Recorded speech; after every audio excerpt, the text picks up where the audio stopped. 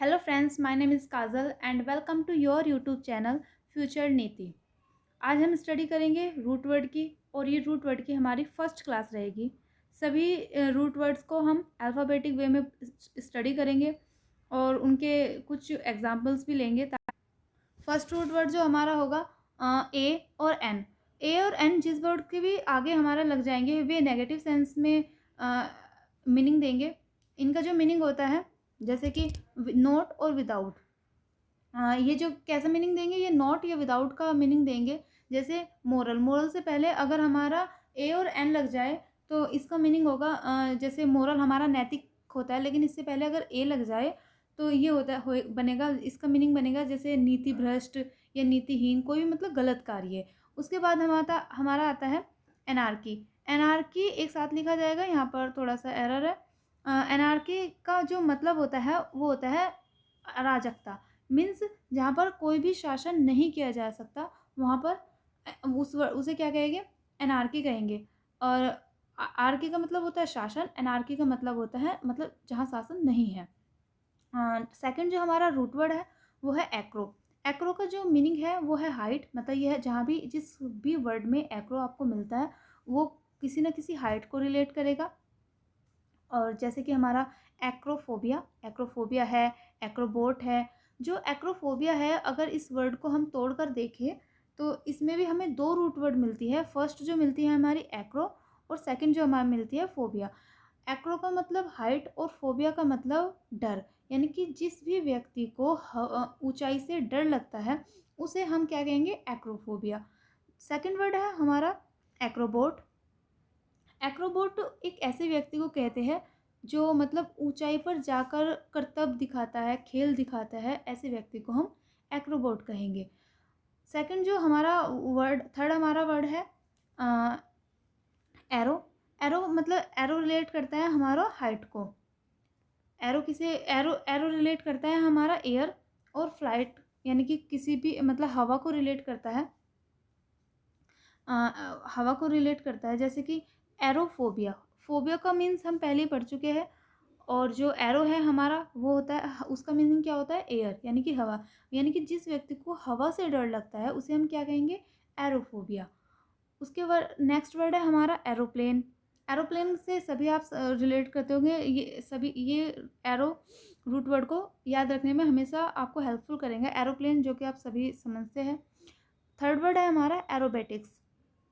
Aerobatics एक ऐसे व्यक्ति को या उन व्यक्ति को कहा जाता है जैसे जो जिम्नास्टिक होते हैं ना, जो मतलब एक अच्छे जिम्नास्टिक होते हैं, मतलब करतब दिखाते हैं, हवा में उछल उछल कर नए नए आपको दिखाते हैं खेल, उन्हें हम एरोबेटिक्स, उन व्यक्तियों को क्या कहते हैं, एरोबेटिक्स। नेक्स्ट रूट वर्ड जो हमारा है वो है एगोग। एगोग का जो मीनिंग होता है वो होता है लीडर। जैसे कि फॉर एग्जांपल डेमोगोग। डेमोगोग मतलब इस वर्ड में भी अगर हम देखें तो इसमें हमें दो रूट वर्ड मिलेंगे। हर एक वर्ड को जितना भी हम तोड़कर पढ़कर समझेंगे, उसके एक एक रूट वर्ड का मीनिंग समझेंगे, तो हमें ऑब्जेक्टिव में क्वेश्चन आंसर जानने में काफ़ी हेल्पफुल रहेगा। अगर हमें उसका मीनिंग भी नहीं पता एग्जैक्टली तो हम समझ जाएंगे कि ये इसका कौन सा अर्थ है कौन सा नहीं। जैसे डेमोगोग, डेमोगोग में डैम का मतलब होता है प्यूपल और गोग का मतलब होता है लीडर। मतलब जो व्यक्तियों का, जो लोगों का नेता होता है उसे हम क्या कहते हैं, डेमोगोग। नेक्स्ट वर्ड है हमारा एम्बी या एम्फी। ये दो रूट वर्ड है, इन दोनों का लेकिन मीनिंग सेम ही है हमारा। दोनों का मीनिंग क्या है हमारा, बोथ। यानी कि जिस भी वर्ड में हमारा एम्बी और एम्फी लग जाए वो कोई किसी भी दो अर्थों की बात करता है। जैसे कि एम्बिगुअस, एम्बिगुअस का हिंदी में इसे हम अस्पष्ट कहते हैं। मतलब एक ऐसा व्यक्ति जो कोई भी अपनी बात कहे और उसका कोई भी स्पष्ट मीनिंग, कोई भी स्पष्ट अर्थ ना निकले, उसको हम एम्बिगुअस पर्सन बोल सकते हैं। एम्बिगुअस पर्सन बोल सकते हैं। फॉर एग्जांपल जैसे कोई व्यक्ति डबल मीनिंग बात कर रहा है तो उस व्यक्ति को हम एम्बिगुअस बोल सकते हैं, क्योंकि कुछ लोग होते हैं तेज़ चालाक, काफ़ी क्लेवर पर्सन होते हैं, उन्हें हम एम्बिगुअस बोल सकते हैं। आपके उस रिलेट में हो, वोकेबलरी याद करने का सबसे अच्छा है कि हम जितना भी हो सके उसे डेली में यूज़ करें, अपनी फ़ोन में ऐड करें कि कोई आपको लगता है कि आपकी लाइफ में कोई ऐसा व्यक्ति है तो उसे एम्बिगुअस इस तरह से आप नाम ऐड कर सकते हैं। तो इस तरह से काफ़ी सारे हमें लर्न हो जाते हैं। नेक्स्ट है जैसे एम्बीडेक्चर्स। एम्बीडेक्चर्स, एम्बी का मतलब वही बोथ, दो, और डेक्चर्स का मतलब होता है स्किलफुल, स्किलफुल एक्सपर्ट, यानी कोई भी ऐसा व्यक्ति जो दो कामों में या दोनों हाथों से, जैसे हमारा 3 इडियट्स में एक वे टीचर्स थे तो वे दोनों हाथों का बराबर यूज़ करते थे, तो उन्हें उन्हें भी हम एम्बीडेक्चर्स बोल सकते हैं। या कोई भी ऐसा व्यक्ति जो दोनों हाथों का बराबर काम कर दोनों हाथों का एक सेम टाइम में अच्छे से यूज़ कर सकता है अपने, उसे एम्बीडेक्चर्स बोल सकते हैं। और दूसरा है एम्बीवर्ट। एम्बीवर्ट एक ऐसा व्यक्ति होता है जो जिसके अंदर दोनों गुण होते हैं। जैसे कि एक व्यक्ति, कुछ व्यक्ति ऐसे होते हैं जैसे कि कुछ व्यक्ति को हम इंट्रोवर्ट बोलते हैं, कुछ व्यक्ति को हम एक्सट्रोवर्ट बोलते हैं। इंट्रोवर्ट वे व्यक्ति, वे पर्सन कहलाते हैं जैसे जिनमें हम जो अपनी बातों को, अपने विचारों को खुलकर एक्सप्रेस नहीं कर पाते, लोगों के सामने रख नहीं पाते अपनी बातों को, वे अंदर ही अंदर अब खुद से बातें करते रहते हैं। तो ऐसे व्यक्ति हमारे इंट्रोवर्ट कहलाते हैं। जबकि जो व्यक्ति एक्सट्रोवर्ट होते हैं, जैसे कि अपनी बातों को खुलकर कहना, समझना और लोगों के सामने अपनी बातों को रखना, वे लोगों से बहुत जल्दी घुल मिल जाते हैं। ऐसे व्यक्तियों को हम एक्सट्रोवर्ट बोलते हैं। लेकिन कुछ व्यक्ति ऐसे होते हैं जो जिनके अंदर एक्सट्रोवर्ट और इंट्रोवर्ट दोनों की क्वालिटी होती है, ऐसे व्यक्ति को हम एम्बिवर्ट बोलते हैं। एम्बिवर्ट को हम हिंदी में उभयमुखी बोल सकते हैं। बाकी हमें वर्ड्स का मीनिंग समझ में आना चाहिए, हिंदी में क्या कहते हैं, हिंदी में तो इतना जाना ही नहीं चाहिए। नेक्स्ट वर्ड है एम्बिवियन। एम्बिवियन भी हमारा इसी तरह एम्बी दो को ही रिलेट करता है। उसके बाद है हमारा एम्बुअल। एम्बुअल का मीन्स जो होता है वो होता है वॉक। मतलब किसी भी वर्ड में, जैसे एक वर्ड है, आप लोग जानते भी होंगे, एम्बुलेंस। एम्बुलेंस का भी यही काम है कि पेशेंट्स को इधर से उधर मतलब लेके जाना। तो वहाँ पर भी एम्बुलेंस में भी एम्बू आता है, वो भी वॉक का ही काम करती है। फॉर एग्जांपल जैसे एम्बुलिस्ट। एम्बुलिस्ट का एम्बुलिस्ट एक ऐसे व्यक्ति को कहते हैं, मतलब उन व्यक्तियों को कहा जाता है जो रस्सी पर फ्लैम्बलिस्ट।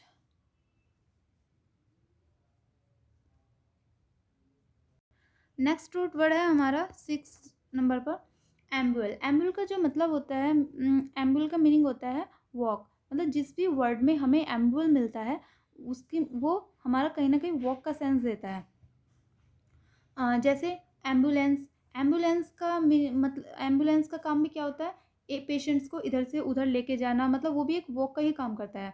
उसके बाद जैसे कि हम एग्जांपल्स देखते हैं, फ्लैम्बलिस्ट। फ्लैम्बलिस्ट का जो मीनिंग है वो है एक ऐसे व्यक्ति को फ्लैम्बलिस्ट कहा जाता है, जैसे कि जो रस्सी पर चलने वाला होता है। इसमें रस्सी पर चलने वाला होता है उसे फ्लैम्बलिस्ट कहा जाता है। एम्बुलेट। एम्बुलेट एक ऐसा व्यक्ति होता है जो मतलब सुबह, जैसे कुछ लोग होते हैं ना सुबह सुबह घूम लेते हैं मॉर्निंग में, उन व्यक्ति को हम एम्बुलेट कह सकते हैं। नेक्स्ट रूट वर्ड है हमारा एंडर। एंडर मतलब होता है मेल। ये किसी भी मतलब मेल वे को डिनोट करता है, जिस भी वर्ड में ही आ जाता है।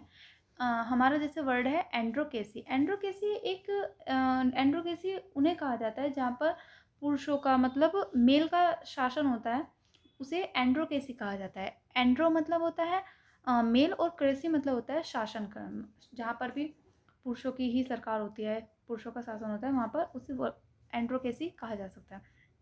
नेक्स्ट है हमारा मिसएंड्रिस्ट। मिसएंड्रिस्ट उसे कहा जाता है जो व्यक्ति मतलब पुरुषों को पसंद नहीं करता, मतलब नापसंद करता है। जैसे कुछ होते हैं जो मेल को हेट करते हैं, उसे कहते हैं मिसएंड्रिस्ट।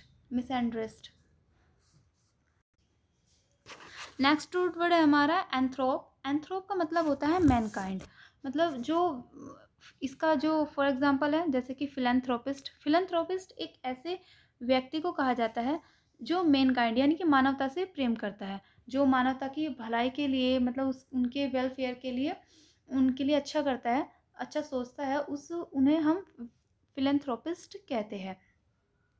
नेक्स्ट है हमारा एंटी। एंटी को आप सभी जानते होंगे। एंटी मतलब अगेंस्ट, कोई भी एक अगेंस्ट जो वर्क करता है उसे एंटी कहते हैं। जैसे कि एंटीडोट, एंटीडोट एंटीडोट को हिंदी में कहते हैं विषहर औषधि। मतलब एक ऐसी दवाई जो हमारा पॉइजन होता है उसके अपोजिट उसे ख़त्म करने में उसे किल करती है, उसे हम एंटीडोट कहते हैं। दूसरा हमारा है एवी। एवी एक रूट वर्ड है जिसका मतलब जो रिलेट करता है बर्ड्स को।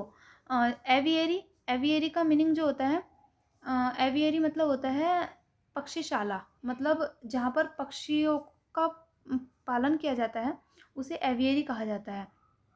नेक्स्ट रूट वर्ड है हमारा एपी। एवी और एपी दोनों में कन्फ्यूज़न नहीं होना है। एवी का मतलब बर्ड्स होता है और एपी का मतलब बीज यानी कि मक्खियाँ होती है। एपीएरी एक वर्ड बना है एपी से। एपीएरी उसे कहा जाता है जहाँ पर मधुमक्खियों का पालन किया जाता है, उसे एपीएरी कहा जाता है। ठीक है, उसके बाद है हमारा जो नेक्स्ट रूट वर्ड है हमारा वो है एक्री या क्रेसी। ये रूट वर्ड हम पहले भी पढ़ चुके हैं, जैसे पहले वर्ड्स आ चुके हैं डेमोक्रेसी, ऑटोक्रेसी और हमारा एरिस्टोक्रेसी। ये सारे वर्ड्स हम पहले ही पढ़ चुके हैं। उसके बाद है हमारा ऑटो का जो मीन्स होता है, ऑटो मतलब सेल्फ। जैसे ऑटोक्रेसी जहाँ पर स्वयं का शासन हो उसे ऑटोक्रेसी कहते हैं। और ऑटोग्राफ आप सभी लोग जानते हैं, जो मतलब स्वयं के मतलब हस्ताक्षर को ऑटोग्राफ बोलते हैं, स्वयं के हस्ताक्षर। नेक्स्ट है हमारा एंग्लो का मीनिंग होता है ब्रिटिश।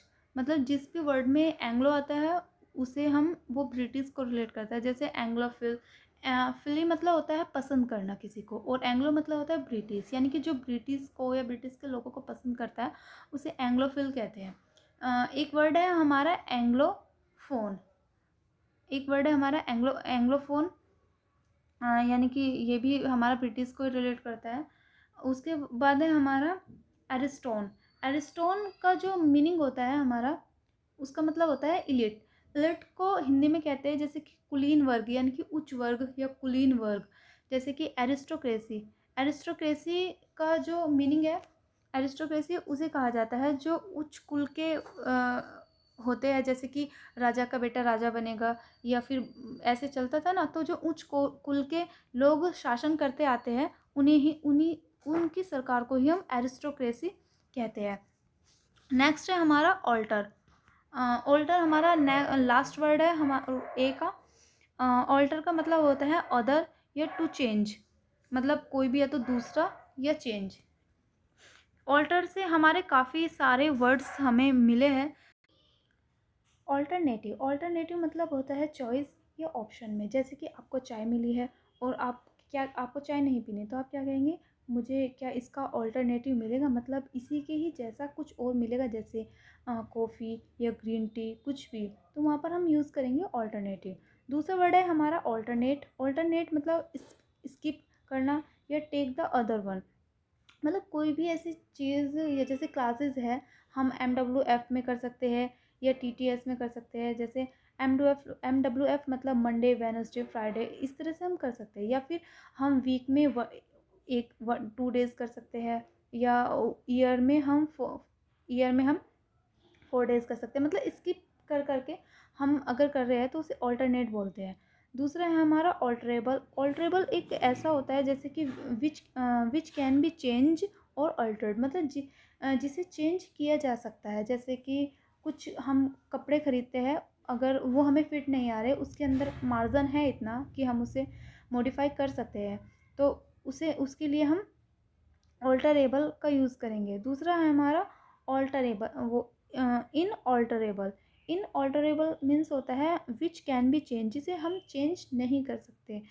और ऑल्टरेशन का मतलब होता है टू चेंज, जिसे हम ऑल्टरेशन का मतलब भी होता है टू चेंज, जिसे हम चेंज कर सकते हैं, मतलब मॉडिफाई कर सकते हैं जिस चीज़ को, उसे हम बोलते हैं। जैसे कोई चीज़ ख़राब हो गया है लेकिन अभी भी ऑप्शन में हम उसका रूप उसे अलग देकर उसे हम मॉडिफाई कर सकते हैं, उसे बोलते हैं हम ऑल्टरेशन। दूसरा है हमारा लास्ट है हमारा ऑल्टरर का मतलब होता है one who did the alteration, मतलब जो चेंज करता है उस व्यक्ति को हम ऑल्टरर कहते हैं। और ये हमारे लास्ट हो गया है आज। प्लीज़ चैनल को लाइक करें, शेयर करें एंड सब्सक्राइब करें। Thanks for watching my video.